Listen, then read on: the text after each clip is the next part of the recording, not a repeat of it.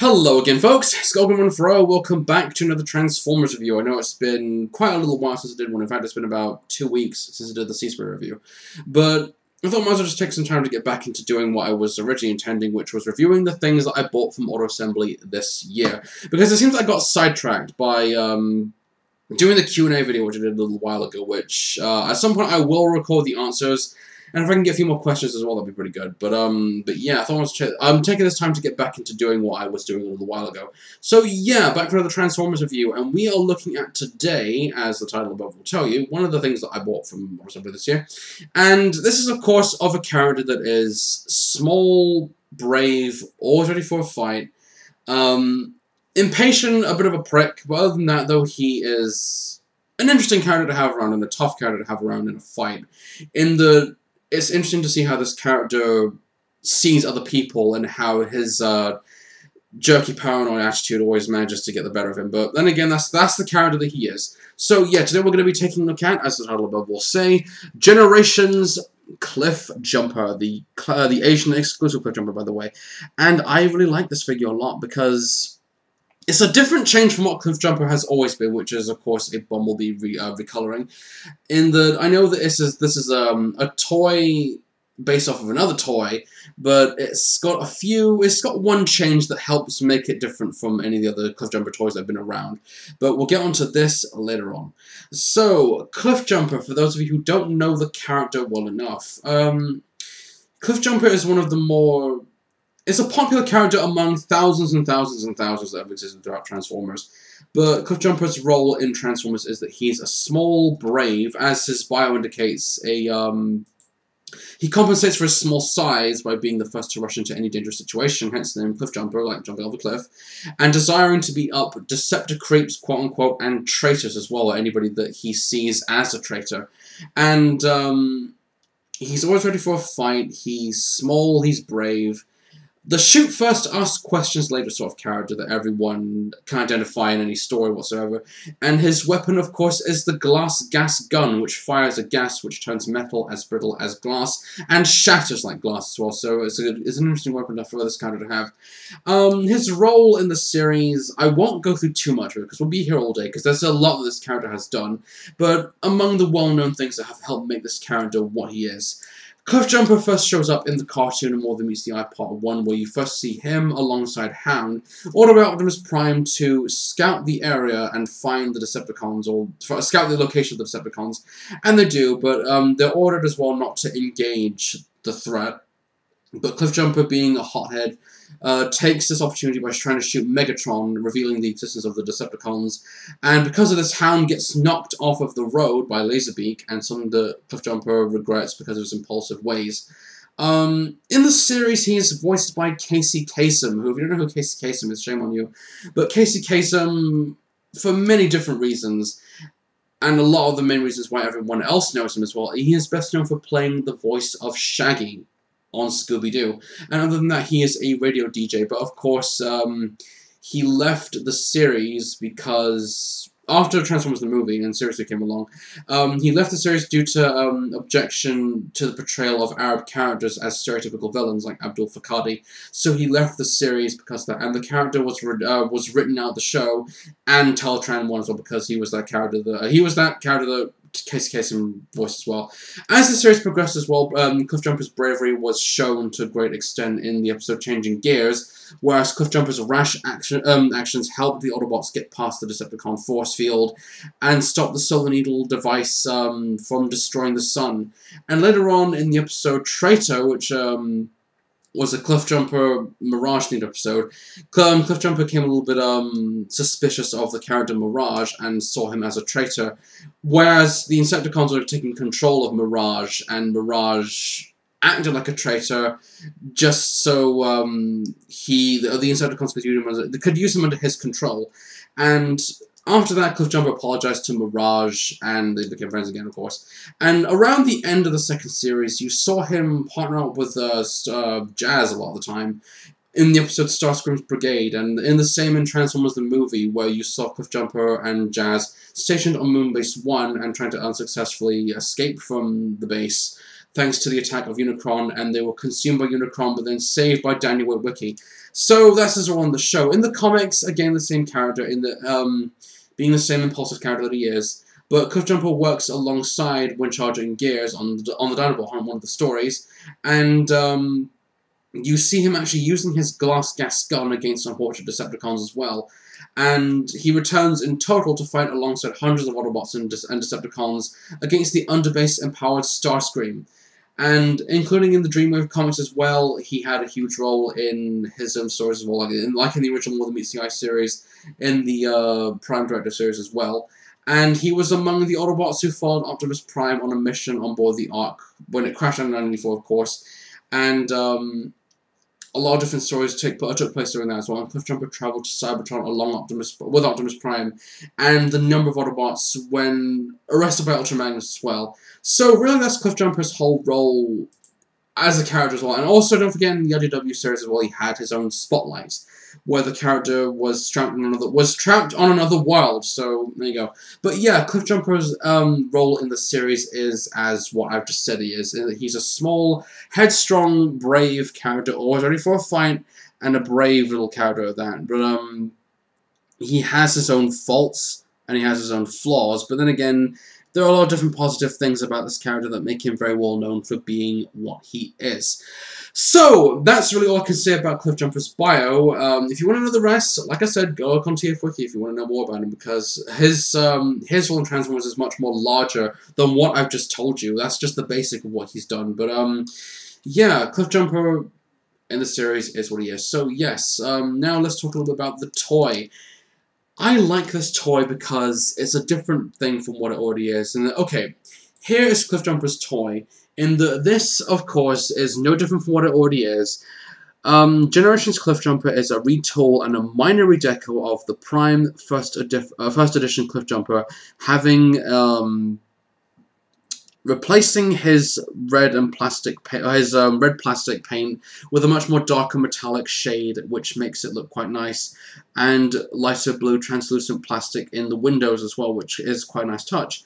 But the figure is actually quite nice. I like this alt mode. Over the years, Cliffjumper has had many different toys, and all of them have just mostly been nothing but Bumblebee redecos, which again can get a little bit boring after a while. And his original mold was originally a Porsche 924 turbo car, which is a nice mode for this character to have. But then again, that was the 80s. But now, over the years, it's been a Cliffjumper. No, it's been a Bumblebee redeco after a Bumblebee redeco after a Bumblebee redeco. So he hasn't had an original mold. And again, this isn't an original mold either, but it's much different from what Cliffjumper has been, which is a Bumblebee redeco. And it's just nicer to see him in this different mold. And as well, if you've seen Cliffjumper in Prime as well, the Cliffjumper in Prime is built like an ox. So of course you want to make sure this character has an ox-like mold, a very bulky, sort of strong mold for this character to have. A mold for this character to just at least get in and out without getting any trouble handled to him. But I like the alt mode because it's quite nice. It's a nice looking car. And of course, as you can see, it's still got the bull horns as Cliffjumper's Prime toy will have. So it's quite nice. It's a nice looking toy for what it being what it is. Nothing really that different from the actual toy except just the colours. But of course, this figure can roll quite nicely, which is not a bad thing for it to have. But there's a little bit of fibbing going on. A little bit of fibbing going on in terms of the alt mode and the robot mode, which we'll get onto now. The transformation for this figure is what it is. It's quite simple.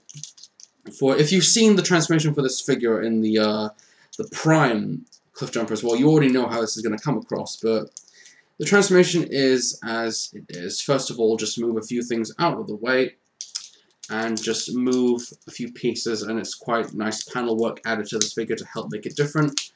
As well, just move the arms. The one thing as well I had a problem with as well is that for some reason the pieces for this figure in alt mode won't stay 100% in.